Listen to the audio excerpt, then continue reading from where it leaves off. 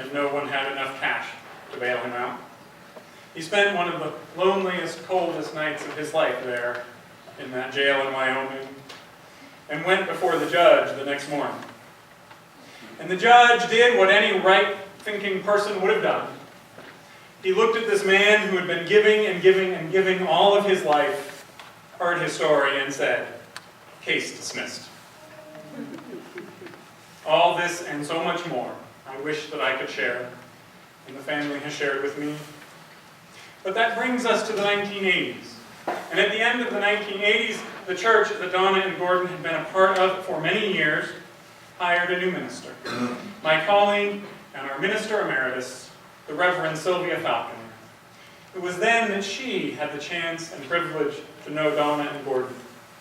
And she'll pick up the story from there.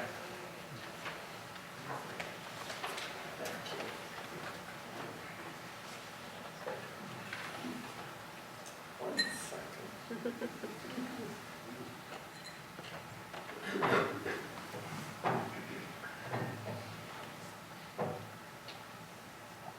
We have too much under the pulpit here. Well, I first met Gordon and Donna Brenckle over 20 years ago when I candidated for the Greeley Fellowship, the first minister. And it was Donna who first came to me. She was very full of welcoming words and offers of hospitality. And Gordon hung back just a bit with the sweetest smile. It was a smile that carried a bit of shyness or perhaps mischievousness. I couldn't tell. However, I soon learned which one it was. Gordon invited me to see what he and his son, A.G., had built together. He said, "It's called the Tub Monkey." I thought maybe, gee, this must be some kind of strange restaurant with an odd name, or a place that sold bathroom equipment. But no. If you go straight north on 1st Avenue, clear to the dead end, there stood a strange building with solar panels on the roof, and inside were 3 huge hot tubs. A place for folks to celebrate birthdays, anniversaries, or just being together in a very different venue. In fact, Donna celebrated her 50th birthday there. That's when I knew that Gordon's smile was not shy. And that he was one creative person. The only way to describe my first ministerial visit to the Brenckles was pure shock. This wonderful old wooden farmhouse on 10 acres of land that was full, as Reverend Erica said, of more than 100 automobiles. I was just absolutely shocked. Gordon proudly showed me inside the house, the master bedroom, which he was going to fix. Come back and see it. And his present hobby, stained glass artworks. He assured me that he was a master mechanic and he was going to restore every one of those vehicles out in the field. But mostly, he talked about his children and his grandchildren. He was so proud of them. I'm going to give you a little history.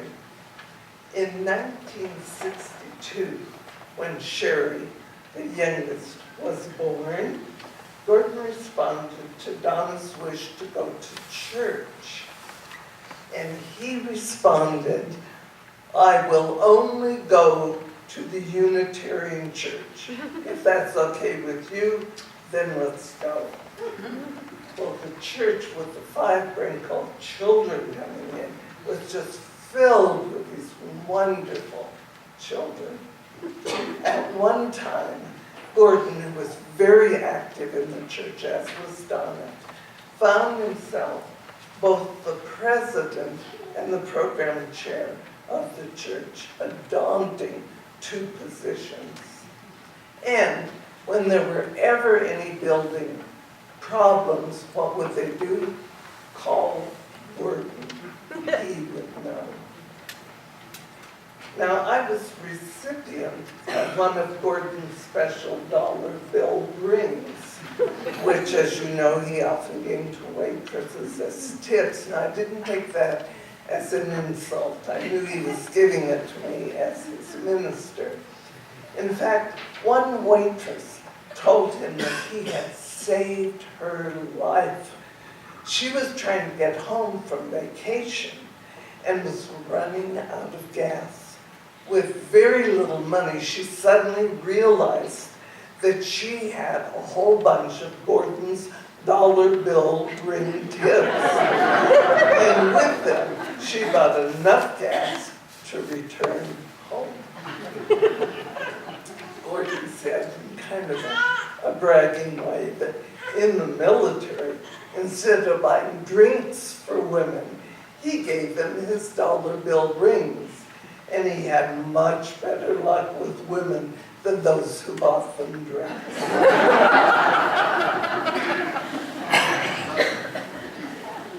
Having a full-time counseling practice in Denver and driving up to Greeley on weekends could sometimes really overtax me. And I would find refuge in the Brenckles' home, where Gordon had a fire going and gave me this big, comfortable chair to sit in. And Donna always seemed to have something that smelled absolutely delicious in the oven. Then Gordon would tell me about his new projects. Maybe he'd go into portable greenhouses. That sounded good. And he showed me some white stuff to mix with earth to hold in more moisture. He might really sell that. Or the possibility of building a hot tub when he finished the basement. The Brenckles' hospitality was an absolute balm to my tired soul. I treasured being there. Then, in 1988, while taking a prescription of 800 milligrams of ibuprofen for constant pain in his back, Gordon had a stroke and complications with his kidneys. He had an arterial bypass to keep the blood from flowing,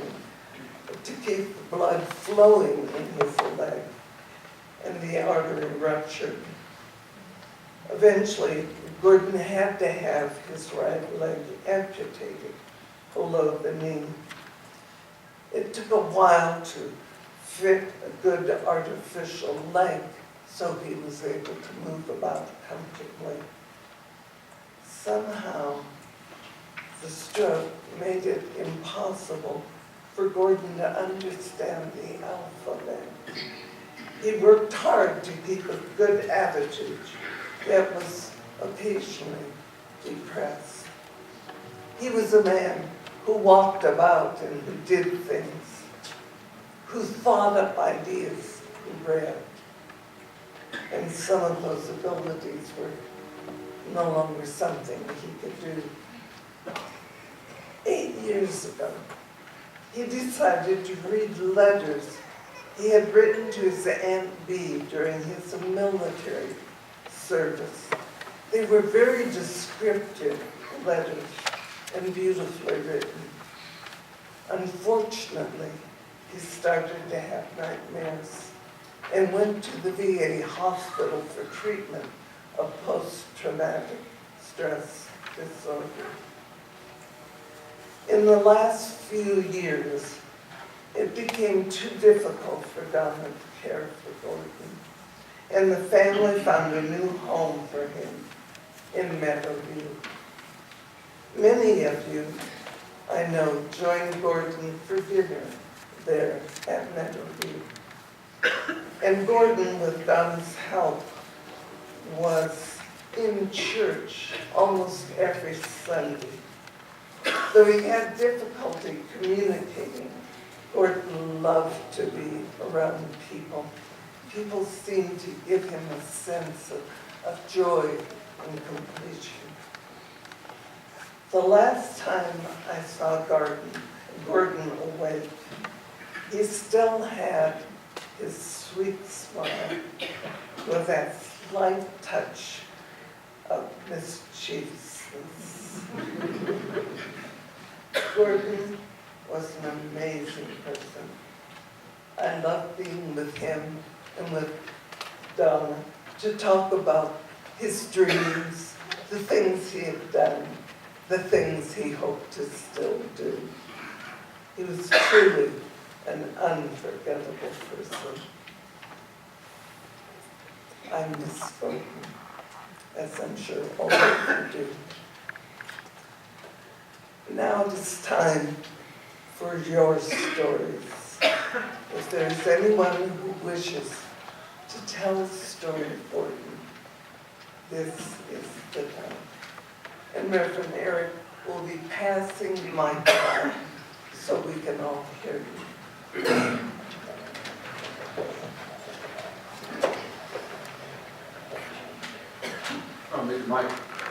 We're recording the service for everyone's benefit. There's some family which aren't here today. Okay.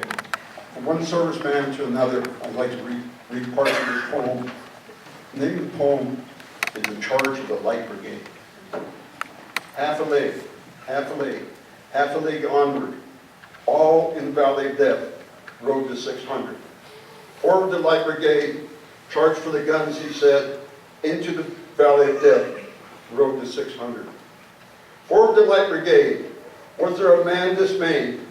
No, though the soldiers knew someone had blundered. Theirs was to not make reply, theirs was not to reason why,